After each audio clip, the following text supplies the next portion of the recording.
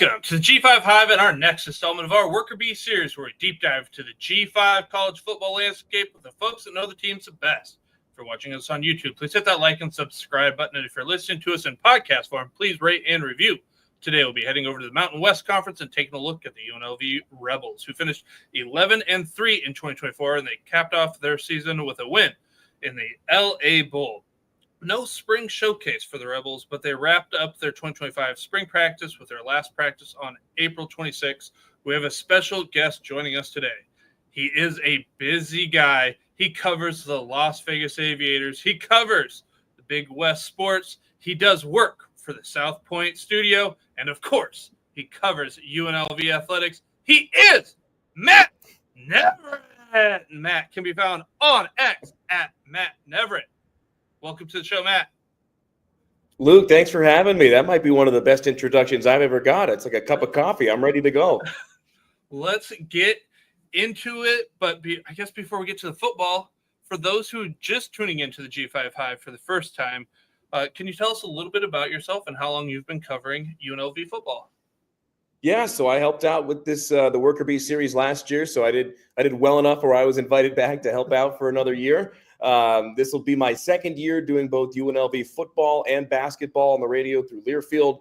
Prior to that, I had helped out on the production and engineering side. And when there was a TV radio simulcast, I would do the TV call. I've been doing UNLV baseball now for 6 seasons, all the way back to 2020. When I'm not doing my full-time role calling AAA baseball for the Las Vegas Aviators, I definitely enjoy my falls and winter traveling around with the Rebels and the Runnin' Rebels. And, everything that is UNLV athletics. It's an exciting time in Las Vegas, as is typically the case, usually a pretty exciting time in town. But for UNLV specifically, they're trying to ride a ton of momentum from last year and really the last couple of seasons on the gridiron.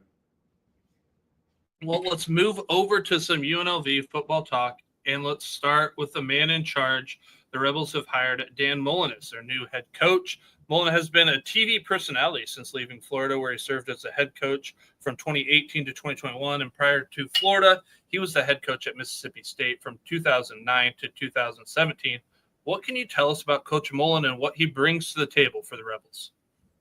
Well, at the very least, with his most recent work in television, our weekly coaches shows are going to be pretty easy on my end. Just give him a couple of questions and let him run like he's back on set. But he's been great so far, done a great job of endearing himself to the community and reaching out, utilizing a lot of his connections that he made, not only with ESPN, not only in his coaching career, but in his personal life. He seems to be friends with just about everybody in the game, and that's kind of how he got this role. He had been longtime friends, keeping in touch with Barry Odom. He was in town for a College Football Hall of Fame ceremony, and I think he pulled a calf or something like that, and texted Barry, said, "Hey, can I come and check out your training room, get some treatment?" He said, "Yeah, come on over." Showed him the facility, and then lo and behold, 6-8 months later, he was the head coach, mainly due to that visit, is what he told us in his introductory press conference. But he's a guy with kind of sneaky credentials, especially when you consider the quarterbacks that he's worked with and had excel under him. In his time at Florida as an offensive coordinator, way back before he was the head coach, he worked with Tim Tebow. Before that, he was with Alex Smith, and he was actually chosen by those two to elect each of them into the College Football Hall of Fame when their time came. And then at Mississippi State, his big time name that he put out was Dak Prescott, who right now, say what you will, he is the number one highest paid quarterback ever in the game of football. So Dan Mullen's got that money touch. He has been lauded as an offensive wizard and kind of a quarterback whisperer, and that quarterback battle is going to be, I'm sure, where we go with this pretty soon, because that, I think, is going to be the biggest storyline coming into the fall out of these summer practices. Well, as it often happens when you get a new head coach, that means new assistants, new coordinators. UNLV is no different in that regard, as Coach Mullins has brought over Corey Dennis to be his OC. Coach Dennis joined UNLV via Tulsa, where he served as a passing game coordinator and quarterbacks coach. Prior to Tulsa, he was at Ohio State University, where he was the QB coach from 2020 to 2023. Can you describe the type of offense that Coach Dennis plans to run here at UNLV? I mean, if you look at Ohio State and some of those offenses that he led, over the course of 9 years, over 2 separate stints, I think that's kind of what we're going to be looking at this fall for UNLV. Pretty wide open. They've got a lot of running backs. No more go-go offense. Brendan Marion taking his talents and now leading the Sacramento State program that's trying to get up into the FBS. So we're not going to necessarily see the off balance formations with 2 or even 3 running backs on the field at the same time as much. That's not to say that they don't have a ton of depth at that position. I think that is going to be, as a lot of these spread out offenses are, the actual motor that keeps the offenses running. But they went out in the portal and got some big time receivers as well. That quarterback battle that we're going to get to. I think this offense has the potential to really pick up where the other one left off, setting conference records and school records in yards gained and rushing touchdowns as well. And Dennis has been highly regarded for years. I mean, he is one of the top 40 coaches in the country, under 40. He just got that award. And he's been around some big-time teams, spent the last year at Tulsa. But before that, he had been around I would say, #1 premier college football program in the country in Ohio State. And I know those up in Michigan will, get on me for saying that, but then I'll just remind them that I graduated from Appalachian State. So what do they have to say about that? But this offense, I think, is going to be really good. And I think Dennis is going to be a star by the time the season is over in the coaching world. Well, you've talked about the quarterback position a couple times, so let's get right into it. Right or wrong, quarterback is all the talk at the beginning of the season last year. Saluka is now off to JMU while Haj Malik Williams has graduated. Cameron Friel returns in 2025, but the staff brought in Alex Orji from Michigan and Anthony Calandria from Virginia. Matt, how did this group look in the spring? I mean, they looked very well connected for, running an offense that they had never necessarily run, and for Calandria and Orji, being around the program and the facilities for the first time. They're going to say going into the fall that it's going to be a 3-horse race, and all credit in the world to Cam Friel for staying around. This has been a guy now who's been with 3 different coaching staffs. And if you want a reliable, and I mean more than reliable, backup to third-string quarterback, he is as good as it gets. He's got some wheels as well, and he's got the size, 6'3", 230, and he's so loved by his teammates. I mean, when he got in at the end of the game last year at Allegiant Stadium in a blowout, he ran a touchdown in, and you would have thought that they just won the college football playoff. But Friel is as good a teammate as it gets. But really, it's going to be between Orji and Calandria. Now, Orji is built like Jalen Hurts. I think that's the comp that he's going to get a lot, 6'3", 230 plus. And again, playing at a huge-time program in Michigan. And, he's more known for his legs. But what I saw in person in the spring camp, and I don't know if this is a matter of him not necessarily being 100% comfortable with all the flourishes of the offense yet, but he looked like the more stable, reliable pocket passer out of the 2. Now, Calandria is a little smaller, 6 feet, 205, but he can fly, and he is shifty, really hard to bring down, arms and legs flying everywhere. Started 17 of his 19 games played over the last 2 years at Virginia, and he was highly heralded in the transfer portal as well. He had offers from Syracuse and Ole Miss. Even Lane Kiffin wanted this guy, but Dan Mullen got him to Las Vegas, a lot of it because of Corey Dennis and that quarterback whisperer mentality that those 2 have brought.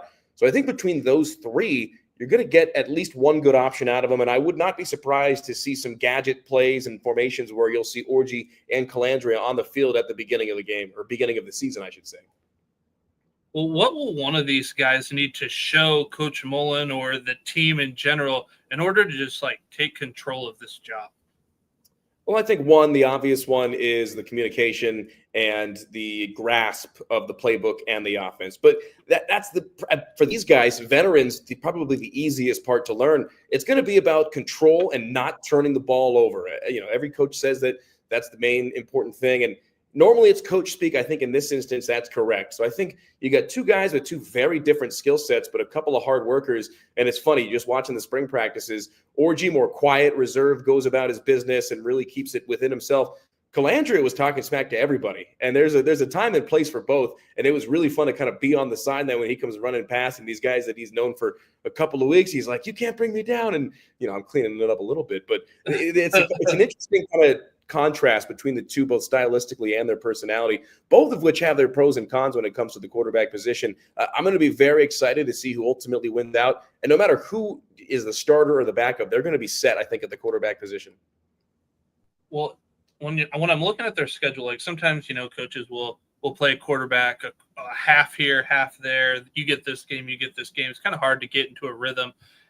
If this job's not settled going into the season, at what point in their schedule do you feel like we need a decision to be made? You got UCLA in week 2. You've got Boise in week 7. What are your thoughts there? I mean, I've always been of the opinion, and this is kind of old school coach speak, that if you have 2 quarterbacks, you don't have one. I don't like rotating back and forth if you don't have to. Now, with injuries and some gadget formations in place, I could see the merit, especially opening the year at Sam Houston State. I think by week 2, they're going to have somebody stable. Nico Iamaleava and this UCLA Bruins team coming to Allegiant Stadium. I think that's going to be a real good litmus test. And in my opinion, it could be the only game that they lose in the non-conference portion of the schedule. The Mountain West slate is what it is, and they play some really tough road games this year. But in the 4 non-conference games at Sam Houston State, home against UCLA, versus Idaho State, which will be a trouncing, and then at Miami of Ohio, I think that one could be kind of a trap game. I think this UCLA game is going to be the great litmus test early on. They're going to have the quarterback battle settled by then, if not week 1. All right, Matt, between two guys, you're coaching Mullen. You get a pick. Who do you have as your week 1 starter at Sam Houston, and how confident are you in that selection? I mean, that's tough. Again, they both bring different kinds of skill sets. They both have a similar arm. I think Orji may throw a better deep ball, and I don't know necessarily what kind of value the coaching staff is going to put on that in the early part of the year, because at this level and with both of those guys' experience, I think that should be a given, especially playing indoors in Allegiant Stadium in a dome. The deep ball is going to be a part of the offense. Just based on what we saw in the spring, I think Calandrea may have the inside track. He's also the one getting a lot of the media attention from outside. He was on Gruden's QB camp. He was on, a couple of other features that were really national storylines. I think right now he may have the edge, but I think Orji certainly has it in him to kind of overtake him. And again, whoever they end up with starting week 1, I think they're going to be in good hands. I think Calandrea has been able to put more on tape as far as more reps, starting 17 games over the last 2 years, whereas Orji started 2 games last year and none the year before. So I got to give it to Calandrea, but we're here in the middle of the summer. It's going to be interesting to see here. We're probably, I would say maybe 2 weeks before the first week is when I would expect them to really have that nailed down.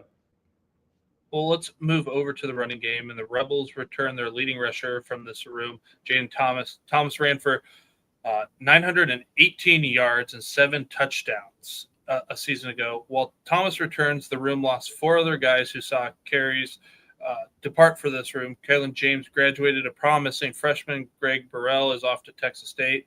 Devin Green is heading to Utah. Michael Allen has moved over to Marshall. That means there are 1,254 rushing yards and 9 touchdowns up for grabs in 2025.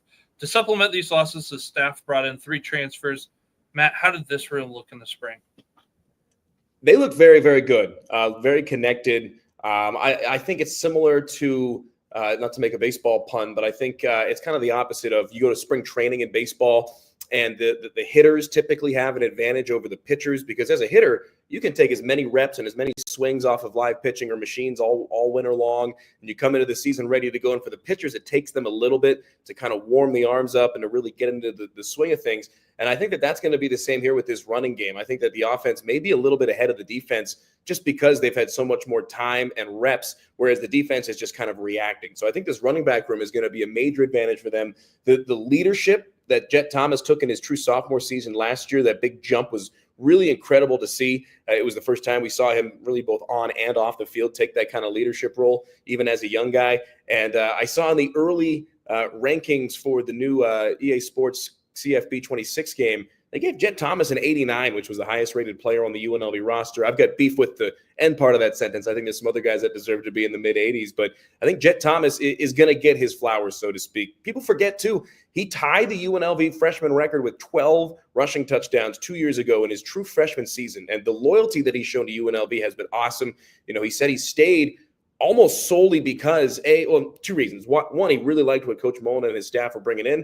And 2, UNLV was his only D1 offer coming out of high school in Atlanta, and he really, really takes that loyalty seriously, and that's been great to see. I mean, he is as high character a guy as you could find anywhere on this roster, but really, he's the lightning. You need the thunder, the big bruiser, and they brought in a couple, Kevon Lee from Mississippi State, guy who started his college career at Penn State, and Jalen Glover from Utah, who's a true sophomore from Florida. Lee is 6 feet, 225, and I wouldn't be surprised if he shows up to camp closer to 230. And Glover, not a big guy at 5'9", but over 200 pounds, whereas, Jet Thomas kind of that scat back at 5'9", $180. A couple of intriguing freshmen that they brought in as well. Keep an eye out for Cameron Williams. I think he gets some early touches, but they've done a good job of really balancing their speed and power combination as well as that communication in the running back room. Well, the last running back Mullen had that rushed for 1,000 yards was Williams back in 2017 at Mississippi State. How do you see Coach Dennis utilizing these backs in 2025? It's one of those interesting things where you look at the Ohio State offense, and they're known for the quarterbacks and the wide receivers, but they always had great running games as well. And I think the go-go offense really illuminated, especially in the Mountain West Conference, that if you have a good running game, the rest of it will take care of itself. That's one of the many reasons why Boise State had so much success with the legend that is Ashton Genty in the Mountain West Conference. But I think that the running game is going to have to be the staple. And they went out and got some very good linemen in the transfer portal that are going to help that one. And it's similar to the comparison I just made. I think the running game early in the season, always ahead of the passing game. I think most coaches and broadcasters would tell you that. So they're going to have to lean on it heavily, especially those first 2 weeks against Sam Houston and the UCLA. And I just my flub I just had was I said Williams back in 2000. Which Williams, Luke? Which Eris Williams back in 2017? My fault. Everyone's wondering. All right. Well, let's move over to the wide receivers via graduation order or the portal. The wide receiving room loses their top 4 wideouts from a season ago.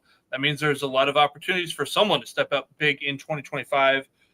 No loss is bigger than special teams player of the year, 2-time first team, all conference wideout, and now Seattle Seahawk, Ricky White III. Matt, this team returns just 18 receptions from 2024 that are back in 2025. How will the staff look to replace that lost production from last season? And I think as far as position groups go, this is the single number one biggest question mark. Now, I'm not saying that they don't have the bodies to replace all those receptions and all those yards, but the impact that Ricky White made on really both sides, two of the 3 sides of the field, the offense and the special teams, it was something that you couldn't put a number on. I mean, he had more blocked punts for most of the year than most other teams in the NCAA. And I don't think I've ever seen teams audible a punt coverage like they did for Ricky White. He would be lined up on the one side and they would call an audible to have another blocker come over there. That was, one of those ones you just got to laugh at. But one of the things that they did well is they went out and got different guys, different types of receivers. Troy Omier, big, and I mean big receiver out of Arizona State, probably their crown jewel, so to speak, as far as the wide receivers in the transfer portal, 6'4", 215. Now, the tape not necessarily great on him at Arizona State, but from the physicality and size standpoint of it, you can't teach that. So I think that at the very least, he's going to have an opportunity to be a big-time impact player. The other loss was Jacob DeJesus, who was another special teams ace and the special teams player of the year 2 years ago in the Mountain West Conference. But D'Angelo Irvin, right underneath him as his understudy, and they would say as much last year, built like him, 5'8", $175. I think he takes a big role stepping up as well. Their other big-time receiver that they got is another kind of slot/scat back, JoJo Earl, who's really, really speedy. It's his last year of college. Transfer from TCU, a Texas boy through and through. They're going to be fast and big, and I think those are 2 of the things that outside of Ricky White and Jacob DeJesus last year they really didn't have in the wide receiver room. They also got a lot of guys with experience, which, again, they really didn't have outside of those 2 guys last year. Well, a typical Dan Mullen offense spreads the ball around, and it doesn't really seem to target the slot more than the outside or anything like that. Going back to 2016, only one time has he had a wide receiver one with more than a 20% target share, and that was Fred Ross in 2016. Who do you believe leads this room in targets and yards in 2025? That's tough. I could see JoJo Earl getting a ton of targets. I think between Earl and D'Angelo Irvin, one of those 2 guys is really going to take over as the lead slot back. And I think that, this offense is going to have a lot of checkdowns, a lot of screens, a lot of quick action behind the line of scrimmage with some, pretty complex blocking schemes to get out in front of it. So I think that that's going to be a major focus of the offense. So I'm going to say JoJo Earl. I would not be surprised if D'Angelo Irvin had a strong, really beginning of the year as well, being around this program. All right. Well, with the coaching change, what have you been able to learn in terms of how tight ends will be utilized in this offense? Tight ends were kind of a question mark as well. Kaleo Ballanguy, who had been with the team for the last 3 years, like 6'7", 250, just absolutely enormous. And he had a basketball background as well. 2 of his older brothers played professionally in the Philippines. And he would run his routes, and then you would just see him like a player boxing out, just go elbow, boom, and he was open. He had some great catches, and that's going to be a tough one to fill. I think Var'Keyes Gums is going to be I'll say the second best tight end in the Mountain West Conference as of right now. He's a big time pickup out of Arkansas. They went out and supplemented that as well with some blocking tight ends. Matt Burns and Nick Erskines as well are going to be more of those blockers. Jay Beasley, who was with the team as a true freshman last year, a holdover from the previous coaching staff with Barry Odom and company. But I think Var'Keyes Gums has a real chance to be a featured piece of this offense. And the tight end really hadn't got a lot of target share over the last couple of years. I think that could change very much with the kind of quick hitters that I think we're going to see a lot, both in the screen game and the check downs to the tight end over the middle. Early in the year, the quarterback's best friend is the tight end, especially in the slot. So we'll see. Well, the offensive line has to replace their entire starting lineup in 2025. None bigger than two-time first-team all-conference right tackle Tiger Shanks, who has graduated. Austin Boyd is a lone man in this room with a start under his belt from 2024. The staff also brought in 5 transfers during the first window, and I think one more during the second. Kind of hard to keep track of everyone. It doesn't look like depth will be an issue in 2025, but more of how will this line gel in 2025. I would assume the staff will lean on transfers like Donovan Manson, James Faminoy, and Malik McGowan for their experience. But what are your expectations for this room heading into 2025? I think if this group gels, they got a chance to really get out of the gates hot. James Famino, the left tackle, 6'6", 315, started at Houston, was spent last year at Temple, and was just an absolute beast in the American Athletic Conference. Reed Williams was the number 1 interior transfer on the offensive line in the FCS, coming from Chattanooga. So he's got a really good chance to be the main leader. And I think with his connection with both of these quarterbacks already, that's a major question mark that has been answered. This group looked very, very good in this spring. Alani Makahele, also an interesting story. He was at UNLV, transferred to UCLA, and then transferred back with this new coaching staff. He liked it so nice he had to come back twice. Jack Haas still waiting for his eligibility. Last year's starting center, I think he could slide over to right guard if need be as well. Malik McGowan and Alani Makahele battling it out for that left guard spot. Luckily, between Haynes and Faminu, you've got your tackle spots pretty much synced up. And I think if you can really establish that early and get that pass protection set, the interior will kind of take care of itself with some of the bodies that they have in there and the experience that they have both at UNLV and elsewhere. Well, let's say this line dominates in 2025. Their success is due in large part to whom in this room? I would say James Faminu. The actual quarterback's best friend is that left tackle, guarding the blind side. And I think that both of the tackles between Ed Haynes and James Faminu are going to be the key focal points of the running game as well as the passing game. But I think James Faminu, with his size, speed, skill, and physicality, has a real chance to be one of the best tackles, not only in the Mountain West, but in all of college football this year. All right, Matt. If you had to pick an offensive player to have a breakout type season in 2025, who you got?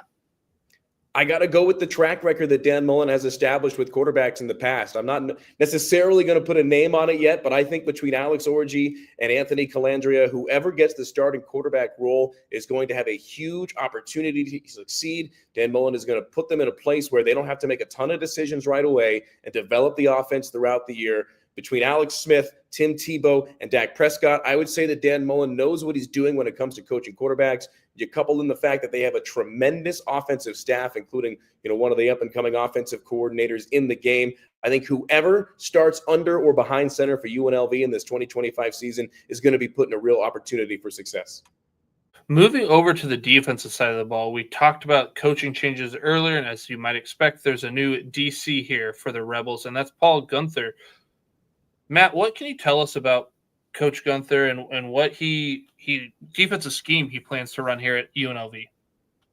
I mean, you want to talk about experience not only in college football but at the next level in the NFL. Paul Guenther's got as much of it as anybody in all of college football. He started as the safeties coach, moved in as a defensive coordinator after a coaching change, but he has spent 21 seasons in the NFL with 5 different teams. He was a defensive run game coordinator last year for the Dallas Cowboys. He had been with the Vikings. He had been with the Raiders, especially that first year in 2020 when they moved to Las Vegas. He had been with the Bengals for a long, long time prior to that. But he's coached at every level of the defense. He has coached the line. He's coached linebackers. He's coached safeties. So he's got the experience and he's got the flexibility to really move all up and down this defense. It's going to be a 4-3-4, pretty typical for guys, especially coming in the first year. They went out and got some great edge rushers in Andre Porter and Chief Borders, some really experienced transfers, which is kind of a theme throughout this roster in year one of the Dan Mullen era. And the big thing is that they kept two of the three more or less starting linebackers last year, with Marcel McDuffie being the main one. He was Jackson Woodard's understudy. Woodard now in camp with the Texans after a legendary career under his, really mentor in Barry Odom. Blessing Alualu Tuiolomotu, one of my favorite names to say, and a guy that we basically have to give a nickname to for time's sake on the air. But they've got some really experienced linebackers and safeties and some really exciting prospects on the defensive line. Well, let's head over to the defensive line, and via the portal or graduation, the Rebels lose several guys who saw the field for them last year. In conjunction with that, it means their entire starting defensive line will be new in 2025. The Rebels will be looking to replace a trio of guys who made life very difficult for opposing quarterbacks last season.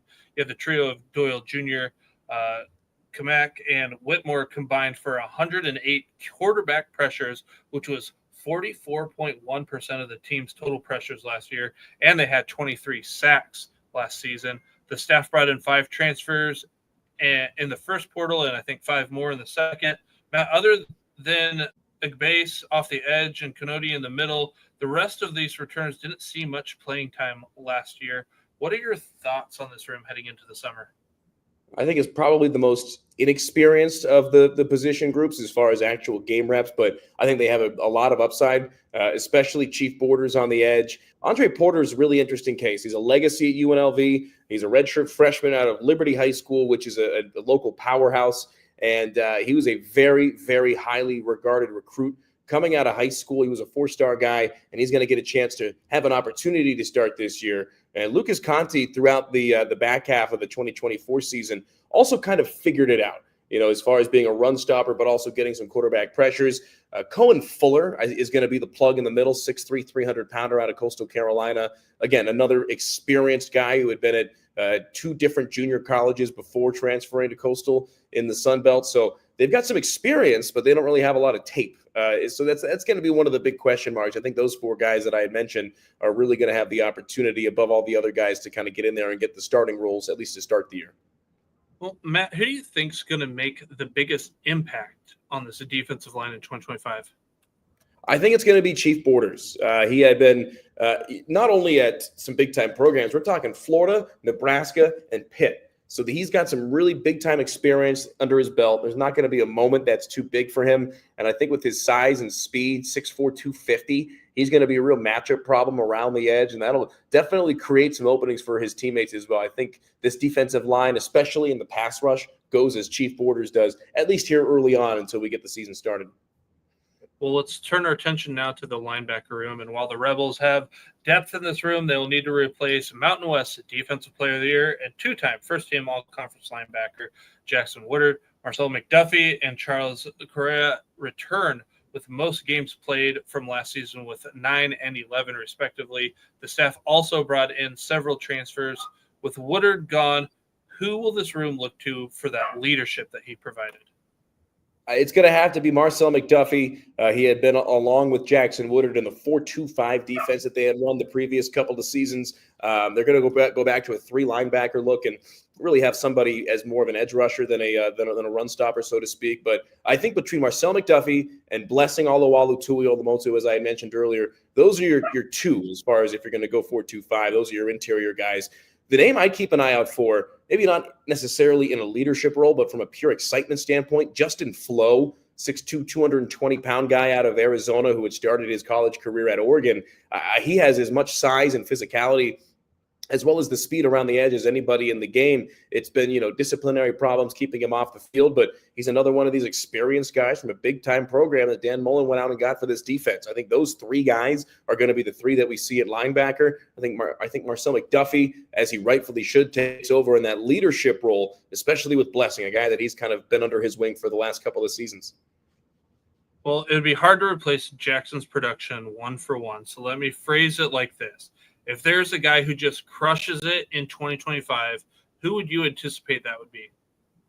I could see it being McDuffie. I think he's more of that, steady Eddie. You know what you're going to get out of him. And it's a high level of production, but he's not going to have the games where he's really high or really low. I think that boom or bust potential lies in Justin Flo, a guy who had never really stuck at either of the two schools that he was at, but he had some great tape, unlike a lot of the guys in the defensive line. So kind of the opposite of that conundrum, so to speak. But he is fast. I mean, he is crazy quick watching him in the spring. And I think that's a guy who has a real high opportunity. If he's able to keep it within himself and stay smart and stay disciplined and keep himself healthy and be on the field, he's got a chance to really be exciting. Well, similar to the defensive line, the secondary will need to replace all their starters from 2024. Of those returning in 2025, Cody DeCambra is the one who played the most. He played in 8 games and saw about 12 snaps per game, so game experience could be a concern. However, like the other rooms, the staff hit the portal hard and added, I think, double digits in the numbers of guys that they brought in from the portal. Did anyone stand out to you in the spring? I mean, this is the position group where they just threw everything at the wall and they're trying to see what has stuck. Now, that kind of has a negative connotation, but I think it could be a positive. It's really the only position group where they had to replace just about every single player. And there's still some eligibility question marks that we're waiting on. So that'll be one thing as well as we get towards the season to kind of keep an eye out for, is if they can get really 2 guys, especially, that they're waiting on. But that's a whole different conundrum. Jake Pope has an opportunity to be the vocal leader of this defensive room at the safety position. He's one of the guys that got picked to represent the UNLV team at Mountain West Conference Media Days, along with D'Angelo Irvin. You want to talk about big time. He's got the biggest credentials as far as his previous schools of anybody on the roster. Started at Alabama, transferred after a pretty successful year last year at Georgia, running that secondary. And he's got some size and speed as well. Then you've got Bin-Wahad, who's a very, very interesting study out of Atlanta. He started at West Virginia, transferred to UConn, spent last year at Navarro College, and he was one of the top junior college transfer portal guys across the country. Between him and Quindarius Keys, who's another cornerback who transferred from junior college in Mississippi, I think those two probably have the inside track to start. But again, having to replace every single defensive back, just about, especially in the cornerback position, I think there's going to be so many question marks right up until we get to week 1. I think between them and the quarterback battle, I think this is where we could see the most changing between now and when the season starts at the end of August. Well, if everything comes together for this group, all the spaghetti sticks to the wall, and they make things difficult for those in the Mountain West, it's because who showed out? I would say Pope. He's the quarterback of this defense. He's already taken a big leadership role off the field. And if he can step up and fill in as almost a 4th linebacker between him and Justin Flo, I think they've got a chance to be one of the fastest, if not the fastest, defense in the Mountain West Conference. They've got size, speed, and athleticism at every position, really top to bottom in this defensive room. With the offense, we've seen a lot of the guys on tape, even the guys that stayed around more so. But on defense, it's kind of that risk-reward factor where you don't necessarily know what you're going to get. If everything goes to plan, this should be a fantastic defensive group with the offense to supplement it. Obviously, both of them giving each other a little bit of confidence when they go out there. But I think if Jake Pope performs to the level that they're expecting. When was the last time that UNLV got a guy from Georgia, a legitimate starter from Georgia? I think that tells you the state of the program and where they are overall compared to even 5-10 years ago. I think that they could take a big step up on this end of the ball for sure. All right, if you had to pick a defensive player to have a breakout type season in 2025, who would that be? I would say Marcel McDuffie, because he's going to be put in an opportunity to succeed. We saw Jackson Woodard really create that for himself with his sideline-to-sideline speed and just insane leadership abilities over the last couple of years. Marcel McDuffie's been his understudy, and I think he is going to be the anchor of this defense. Between him and Jake Pope, you got the 2 of the best communicators on this team, and I think they're 2 of the guys that have the most respect in the locker room as well. But yeah, for my money, I got to give it to the incumbent and stick with Marcel McDuffie as far as a guy who's going to put up some big numbers. Maybe not, the big, sexy, flashy, 30 tackle game, but I think game in, game out, he's going to come close to 15, 20 tackles and really on paper be the best player on this defense. Well, we've talked about offense, defense. Now let's move over to the special teams. UNLV's in a unique position for how many impact guys are gone. How are those units looking, and are there any concerns?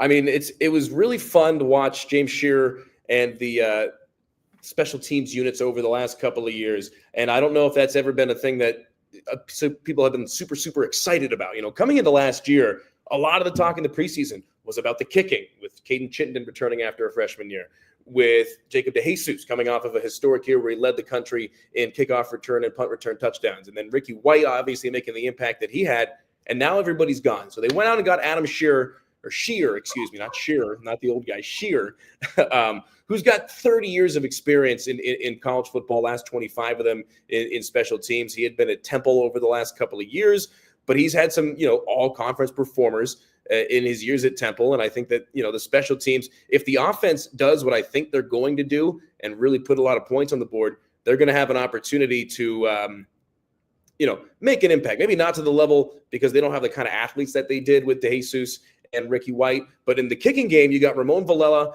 who was on the team last year, Andre Miono as well. Both of those guys are veterans and, good, especially in the kickoff game. Miono more so than Vallela just because we haven't seen him as much. And then they went out and brought in 3 punters. So your guess is as good as mine. They went out and got an Aussie. They went out and got a senior. And then they got a transfer from University of Nevada at Reno. So anytime you can poach a guy from the Wolfpack, that's always good. I would look for Connor Melser to be the starting punter. And I would say that Andre Miono right now is the inside track on the starting kicker role. As far as the rest of the special teams, the punt block, the kick return units, we're going to have to talk about that one in August because there are so many incredible athletes on this team that I could see them going a number of different ways with those regards. All right, now we've kind of touched upon it throughout the episode here, but now that spring practice is over, which position group or groups do you think is the most concerning heading into 2025? Concerning, I would say the defensive backfield solely because none of these guys have played together, especially the 8 new cornerbacks plus that they brought in. So I would say if the cornerback room is able to even be serviceable, that answers a lot of the questions. And I think the next thing is going to be quarterback pressures, because as you had alluded to earlier, that was where they excelled among many other things. But they got to the quarterback a lot, and they pressured other teams' passers a ton, and that allowed them to win some close games with some big-time tackles and sacks behind the line of scrimmage in those situations. So I think that between the defensive backfield and the defensive line, really those are the 2 biggest question marks, solely on the personnel and communication side, but that's one that definitely will develop as the year goes on, as happens typically throughout college football. Well, in today's age of NIL, revenue sharing, the transfer portal, I know Dan Mullen hasn't been there very long, but how has that changed UNL's recruiting philosophy? Well, I mean, he's gone out and got a lot of guys with experience at big-time programs. Justin Flo, Troy Omieri, James Faminu. These guys didn't work out where they were, but they've still got crazy skill. And I think that that's kind of been the philosophy of Dan Mullen. He talked about having those couple of years off from coaching entirely when he was working at ESPN and calling games and working in the studio, that it kind of allowed him to take a step back and get a fresh perspective on it.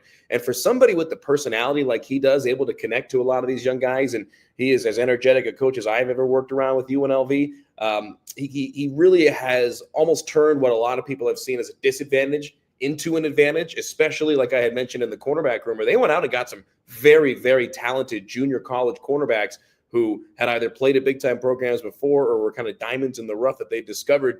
I think that he is very well suited for this era of college football, and especially with UNLV really on the uprise. The money's coming in, the sponsorship dollars are coming in, the season ticket sales are very, very good. So they're only going to have more bullets in the arsenal, so to speak, as far as the fundraising and the NIL, which unfortunately is just the reality of college football nowadays. I mean, you can build a good roster with NIL money, but at the end of the day, you got to go out and put it all out on the field. And I think with this coaching staff that Dan Mullen has assembled as well, they're really setting themselves up to have a great season. So we saw a lot of guys leave. Obviously, there's guys who graduated.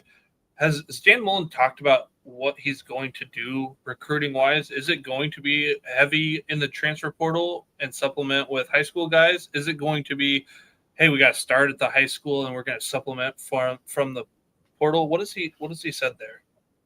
Well, one of the things that he's trying to do is continue what Barry Odom did in the Las Vegas area. The previous coaching staff before Odom really, I guess, alienated a lot of the local high schools. And Vegas is actually a very, very talented football area, especially with Bishop Gorman is one of the top teams in the country traditionally year in and year out. So he's kind of building on what Barry Odom started as far as re-recruiting some local guys. But for this year, and I would say probably next year as well, a lot of the starters are going to be transfers, are going to be older guys. That's just the nature of the beast in college football nowadays. But I could certainly see, 3, 4, 5 years down the line, Dan Mullen having a lot of homegrown talent and able to keep a lot of guys in Las Vegas, especially as the UNLV NIL dollars increase.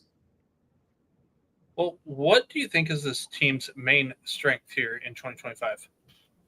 I think it's the versatility of the offense, at least in the early stage, with the two great quarterbacks that they've got battling it out, and Cam Friel as the backup to those two, whoever wins out, the experience in the offensive line and the wide receiver room, and the overall promise that the running back room led by Jet Thomas can really bring to the table. I think this offense is going to be the star of the show early. And again, like I mentioned, I think the running game is going to be what sets them apart in the early matchups, week 1 and 2 against Sam Houston State and UCLA. I think we're going to see a ton of offense. That's traditionally what happens for Dan Mullen, with the defense doing well enough, to keep them in a lot of games and hold off the other teams. I think we're going to see some high-scoring, high-flying matchups at Allegiant Stadium this fall. Matt, what does success look like for the Rebels in 2025?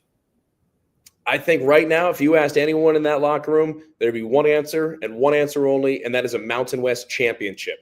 Now, they've gone to the Mountain West championship game each of the last 2 years. They've lost to Boise State on both occasions, and last year's really stung. It was at Boise State on the Smurf turf, and it was a de facto playoff game. I mean, on our broadcast, we went in saying the college football playoff starts now because the winner of that game is in. And it turned out that was the case, and it was a crushing defeat. It was Ashton Genty just running it down UNLV's throat over and over and over again, especially in the second half. He had a back-breaking 78 and 80-yard touchdown run to end the first half that really, really demoralized the team going into the locker room. So for a lot of the holdovers, I'm sure that memory still reigns true. Mountain West Championship on December 5th is the date that these guys are looking towards. And at least this year, with the way that the CFP is still set up, the winner of the Mountain West Conference has a very good shot. I'm saying something like 50-50 to get into the college football playoff. And they've got a favorable schedule to end the year. Their last 3 games are home against Utah State, who's going to be down, home against Hawaii. It's really tough for the Rainbow Warriors to travel anywhere. And then at UNR, that Wolfpack program, we'll see. But right now, looking like it's going to be a year or two of an adjustment period. So they've got a chance, if they can beat UCLA, go on the road and beat Boise. That matchup at Colorado State on November 8th is going to be very tough as well. I think that it's Mountain West Conference championship or bust for this UNLV team. And again, you ask Dan Mullen, you ask any of the players, I believe they'd have the same answer. So you talked about that schedule and how it shapes up, and it's pretty favorable. Is there a pocket or a game or two that you're kind of a little bit nervous, like, hey, we got to be on our A game because we can't get tripped up here? I would say there's a 3-game, 4-week stretch where I think is going to be the make or break of the season. It starts at Boise against Boise State, October 18th on a Saturday. They get the next week off, and then they come home against New Mexico. New Mexico, for the last couple of years, has been at the basement of the Mountain West Conference, but they went out and got more or less an FCS all-star team. So they've got a lot of unproven talent. And I think by that point of the year on November 1st, they can start to figure it out. Now, the matchup is in Vegas, so it makes it a bit easier, but I think that could be seen as a trap game. And then the very next week at Colorado State. And just about every pundit in some order has UNLV, Boise State, Colorado State as the top 3 teams in the conference this year. I think Braden Fowler-Nicolosi from the Rams has the chance to be the best quarterback in the conference this year. He's been really, really impressive and only gets better with age. But I think that 3-game stretch between at Boise State, home against New Mexico, and at Colorado State, I think that's really where the season is going to go one way or another for these guys. Matt, we've talked offense, defense, special teams, NIL. Is there anything else that you want to share or think that we need to know about this 2025 UNLV Rebels football team? It's going to be exciting one way or another. Dan Mullen is a very intriguing guy. He's a fun guy to be around. He's not afraid to get in front of the cameras, which is, not always what college football coaches love to do. But he's one of those guys who knows how important it is, not only in the local area to get in front of schools and kids and what have you, but in the national stage, to go on interviews, to talk about his team, to really put himself out there and say, hey, we're a program on the rise. We've got the facilities. We hosted the Super Bowl at our stadium a couple of years ago. We've got some of the best facilities in the practice. The Fertitta football complex is as good as it gets in all of college football. Dan Mullen even saying that parts of it were better than Florida's facilities, which caught some flack for sure, but that's his opinion. And this is a program that's starting to get some real NIL money. For a long time in Vegas, it was about the Runnin' Rebel basketball team as far as the local money, the local boosters, the local support. But now that the football team is really on the rise with their best 2-year stretch in program history, a lot of that money is starting to shift over to football. So they're as exciting a team as there is in the Mountain West Conference. I think a lot of questions will be answered that week 1 game against Sam Houston State about how well everything is going to gel together in the early stages. All right. Well, Matt, thank you so much for taking time out of your day to spend with us and share your knowledge. We greatly appreciate it. Anytime, Luke. Go Rebels. If you're watching us on YouTube, please hit that like and subscribe button. If you're listening to us in podcast form, please rate and review on Spotify or Apple Podcasts. Thank you all for your support. Until next time, we are the G55.